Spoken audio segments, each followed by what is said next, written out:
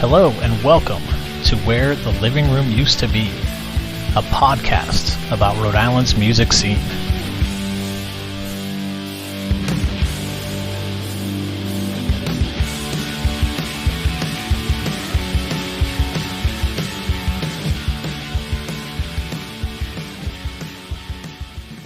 Well, Joe, I wanted to ask, you've played with a lot of people, you probably had, have some mentors, other, fellow bandmates. Has anyone that you've kind of had in that musical realm of yours, like, shared a piece of advice to you that resonated that you'd like to pass along? Before my brother left town, I remember asking him about, I observed that there were these people that played in this area of the state, most all referring to jazz guys. Mm-hmm. There's these guys on this scene, and then there's these guys in this scene over here in Providence, and then there's these guys in Newport, and then there's these other guys in the Fall River area that you play. I said, how come so-and-so never plays with so-and-so? Because in my mind, they were all equal and great players and people I looked up to and people who I wanted to be like. And it just occurred to me, like, why do you never see, people like crossing those lines like this? And I wanted to believe that there was something bigger at work here. It turned out to be common pettiness. He said, this is a small state and there's a lot of people that want to make it even smaller. Yeah. And then I saw that to be true, and I saw how people who I admired musically and professionally followed that old school thing of, like, being very protective of their gigs, or having grudges, or cliques, or this guy is hip, but this guy isn't hip, Yeah. And I saw that, and I said, this makes no sense at all. Yeah. It makes no. What is the point of this stuff? Yeah. You think someone's going to steal your gig because you talk to them about, who like where you're playing. Yeah, or you think that there's a competition between you and this guy and that someone's going to win something? Yeah. And that, or you think that, like, to talk this guy down kind of means that you can play and they can't? Yeah. Or that, or you won't let younger players into this circle. When he pointed that out to me, and I actually started to see that and stopped being so kind of idealized about the thing. Yeah. It was like, wow, this is, I kind of got a sense of what the scene was like and the biz part of it, Yeah. And it's like, that was not the only thing, but that was one thing that stands out that I remember. And I started, to see things from that perspective. And it immediately became to me like the question, what's the point of this? What a point of being like this? Yeah, yeah. To other musicians, And I'm not going to say that I haven't talked shit about people on occasion. I've done it. Yeah. I'm a human being. I've done it. I'm not, but it just that I remember that and other things of that sort, but that one stands out, and I'll give it to my older brother on that. Is that it just opened my eyes to, like, it doesn't have to be like this. Mm-hmm. When a young player comes up, be encouraging to the guy. Mm-hmm. If you play with other people and they ask you about somebody you're playing with, and they're kind of like talking them down, challenge it. Mm-hmm. Come on, he's a nice guy. He can play. Maybe he's not burning, but he's a good, he's a good player. Or when somebody, like, you get invited into those circles, be grateful for it. Yeah, yeah. But also remember who you are. Yeah. And don't get intimidated by it because they're just fucking people. Yeah. Yeah, yeah. So that sparked all of that. Not all at once, but it just gave me a way of looking at what I had been idealizing. And he said it, as a real advice, knowing that, he told me, you need to start doing some freelance work. Mm-hmm. You need to start taking these kinds of gigs. You'll get more work, and I'm sure because he knew it would put me in situations where I had to learn. So, you know, he was giving me good advice, but he was also wanting me to go into it not as a fan.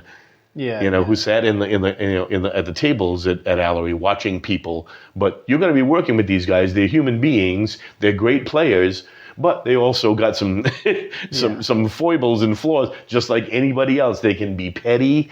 They can be competitive. Yeah. They can be protective. They can be insecure. Yeah. So be ready for it, he was saying. Yeah. You know? Yeah. And it was good advice. Yeah. You know, not to be cynical about it, you know, and once in a while I'm prone to that, but, you know, just to be realistic about it, you know? Yeah, they're going to mess up. They're going to double book. They're going to, like, you know, bump you off a gig because of this or that. That's what people do sometimes. Yeah. For whatever their own reasons are, whether insecurities or, you know, or other deals, or they got a better gig, so they're turning you down. It works like that, and it's because they're just human beings. They're not gods. Yeah, yeah. I tended to idolize players that, you know, were great players, and, you know, you can't do that. You can idolize their playing and their talent, but they're human beings underneath that, you know, and we all got some shit. Yeah. You know, we all got it. Yeah. You know.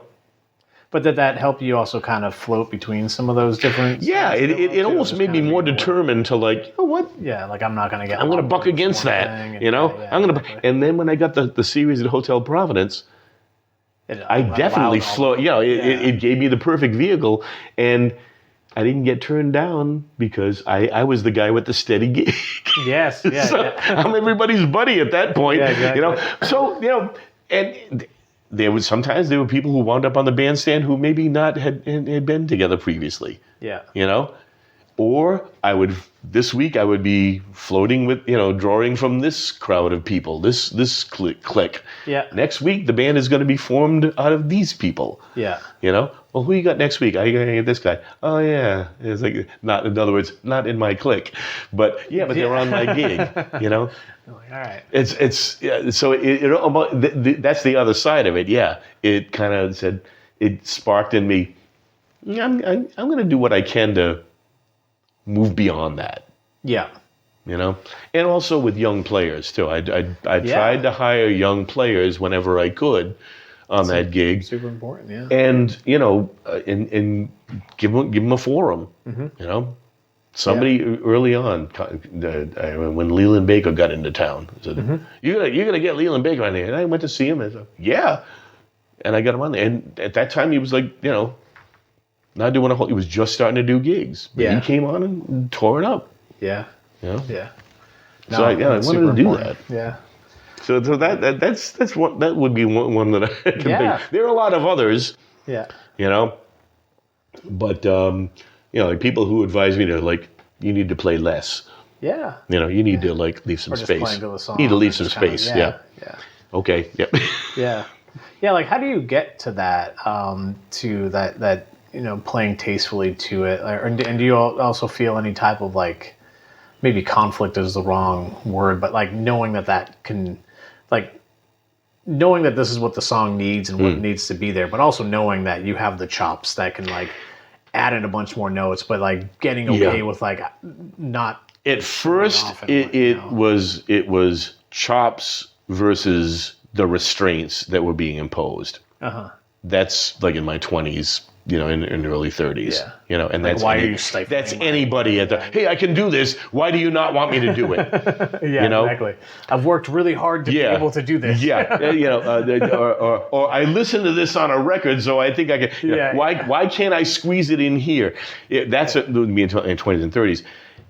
I mean, 20s into my early 30s. In my 30s, when I started, you know, it was hard and fast imposed because it was wedding bands, and you don't need to, you know, we're trying to play a Lionel Richie ballad here. Yeah. We're trying to play Hello. Yeah, like, play the whole notes. Dun, dun. Make them drop in there. We don't need boom, boom, no, we don't need that. Yes. You know?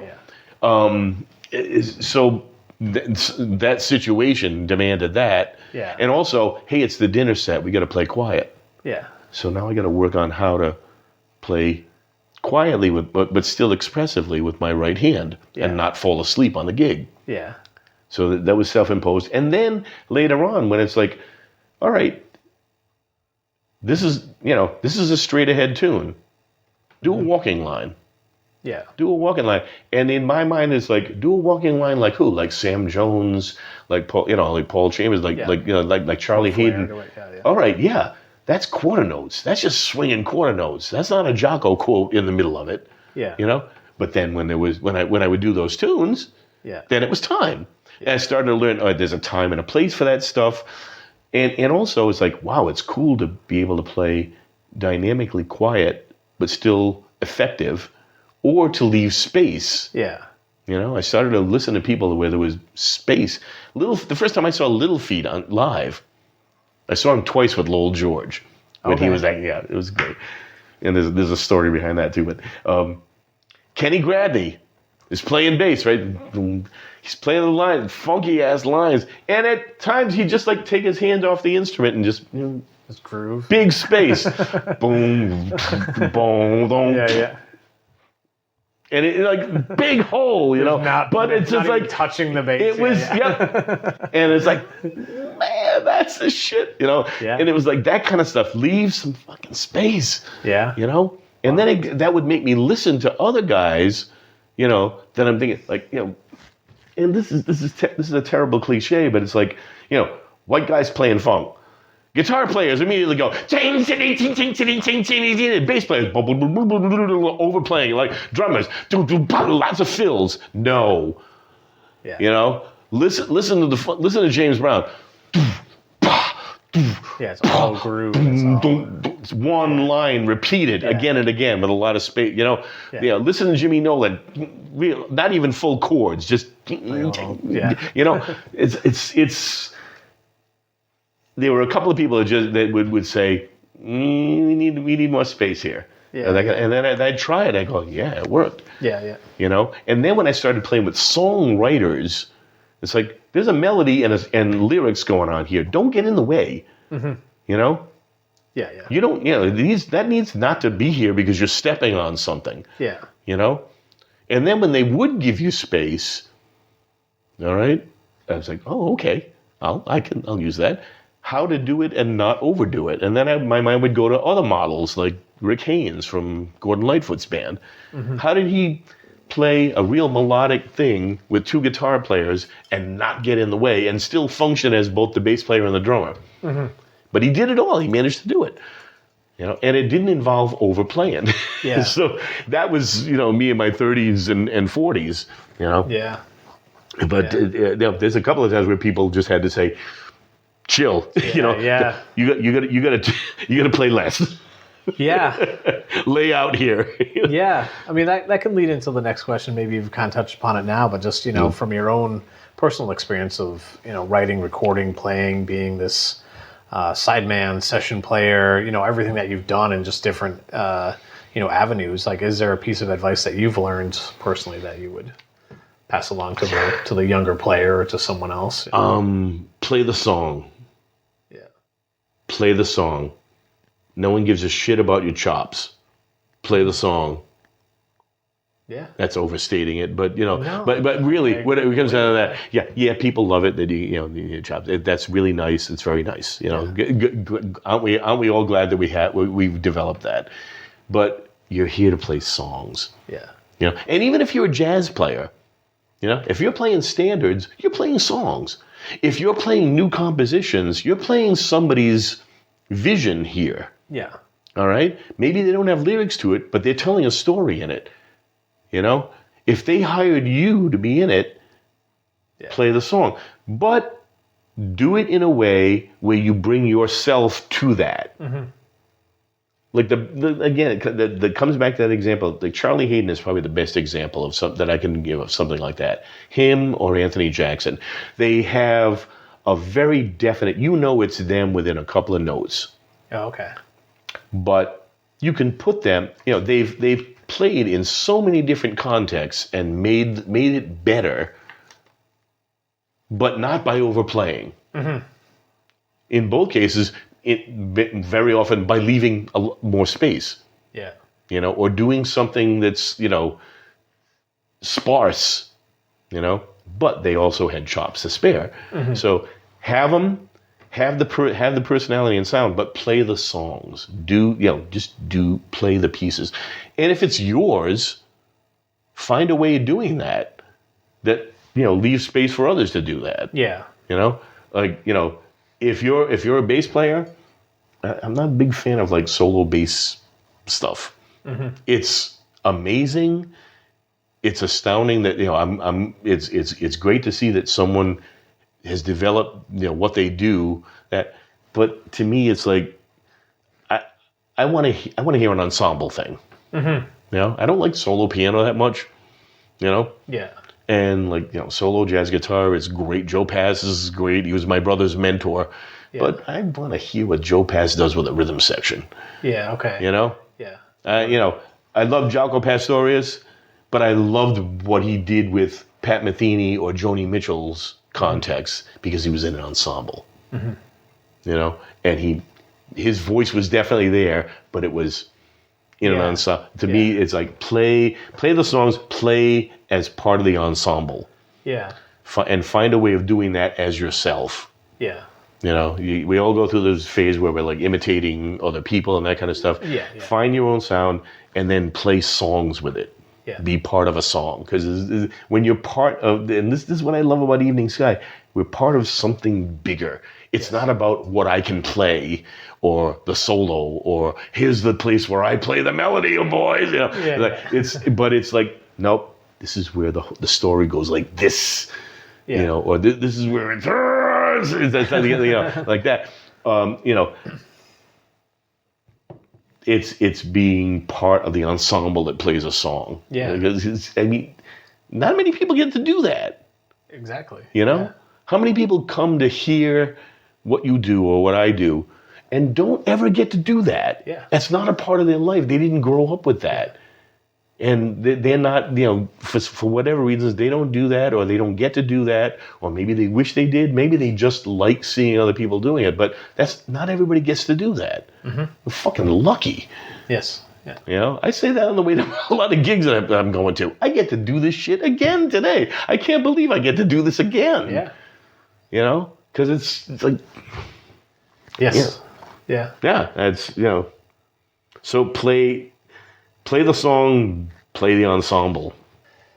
Yeah, what I've seen, it seems that you just like really love like the collaboration and there's nothing like that. Yeah, there's nothing like that. Even if it goes in directions that you weren't expecting or wouldn't even necessarily like. Yeah. But when you go along with it, it's like, okay. Yeah. And if you really don't like it, don't take the next gig. Yeah.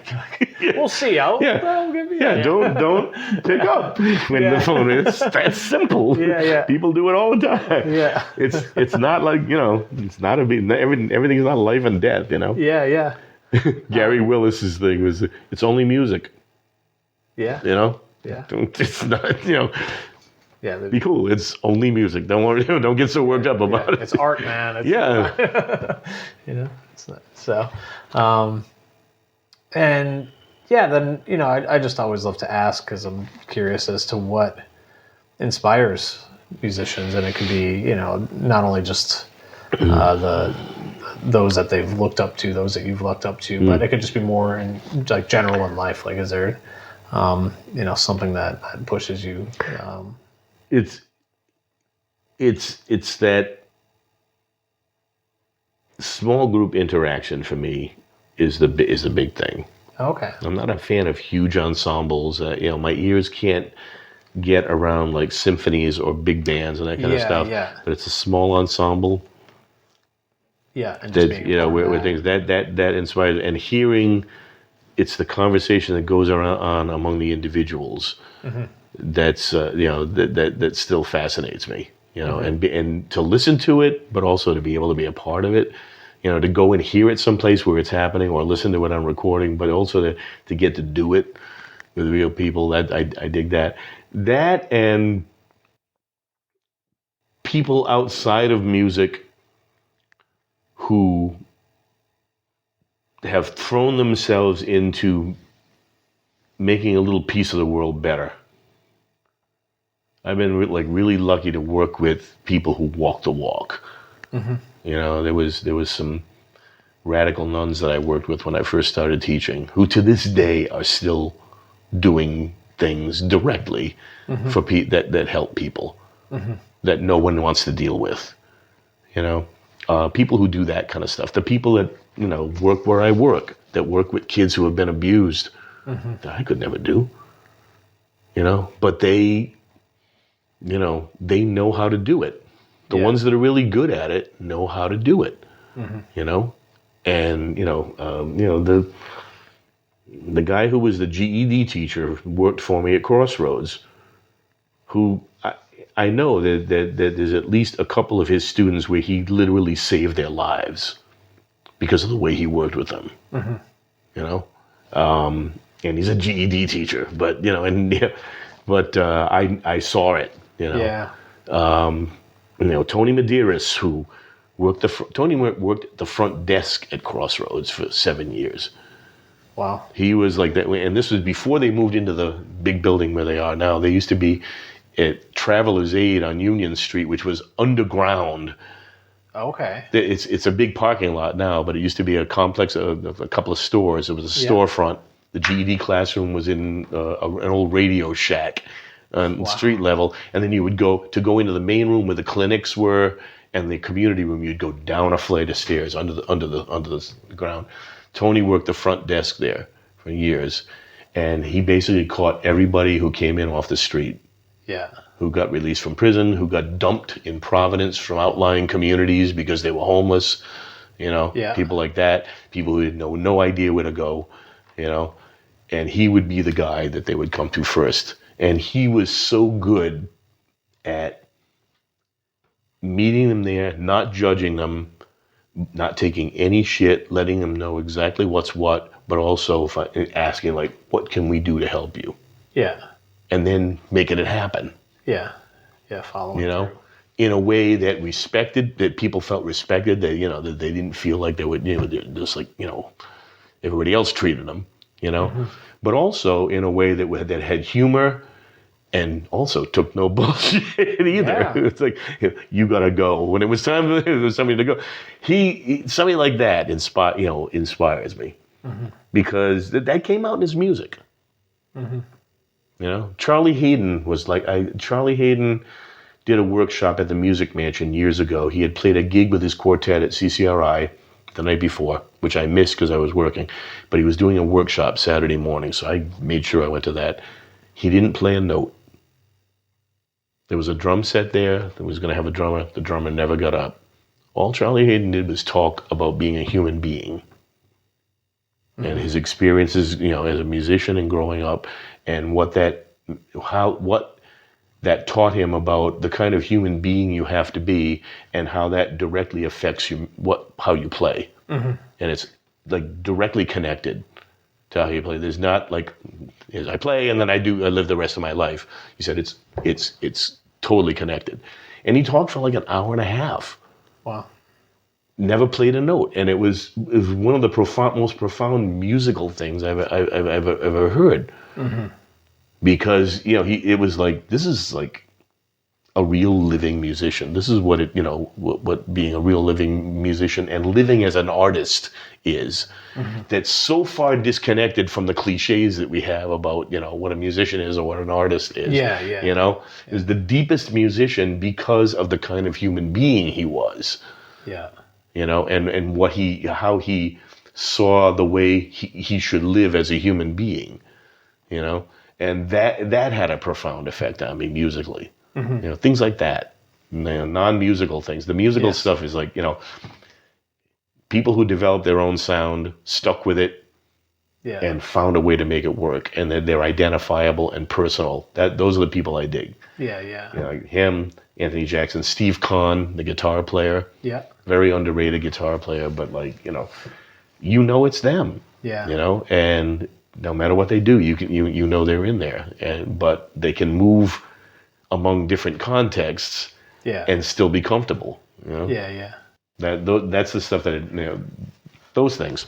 This is the shit that that's I think about this shit a lot. I really do when I'm driving in the car. I do, if I'm on my way to gigs and stuff like that. And every once in a while I have to remind myself of it because, like particularly during the wedding band years. Yeah. It was like, that was kind of like being in the wilderness, the musical wilderness. But I learned a bunch there. Yeah. I learned a lot. And we were able to buy a house. So, it's work. It's the other thing is it's work, Yes. I hate it when they say, oh, you like to play? No, I work as a musician. Yeah. Yeah. It's a big difference. Yeah. Yeah. But, so there's always been the work aspect of it. Yeah. And then, as much as I hated doing Wake Me Up Before You Go, I remember that was one of the first tunes I had to learn for that first wedding band I was in. Yeah. And I knew this was at this time of year. I auditioned for them right after Thanksgiving, got the gig, and this is right after playing for 4 years with Dave Tannery and Vinnie Pagano. Oh, okay, And just like slamming. And okay, you get the gig. Here's the first few tunes we got to learn. And it's like, that was a hit at the time. So we're going to start doing this one. I was like, oh God.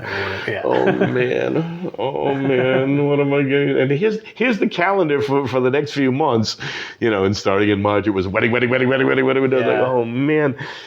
And I just remember thinking like, I'm making a ton of money, but what in the world am I getting myself into? I was like, oh God. And that was the beginning of another lesson. Yeah, no, I mean that's amazing to hear, and no, I love it, and I appreciate you sharing all this stuff. Thanks, Joe.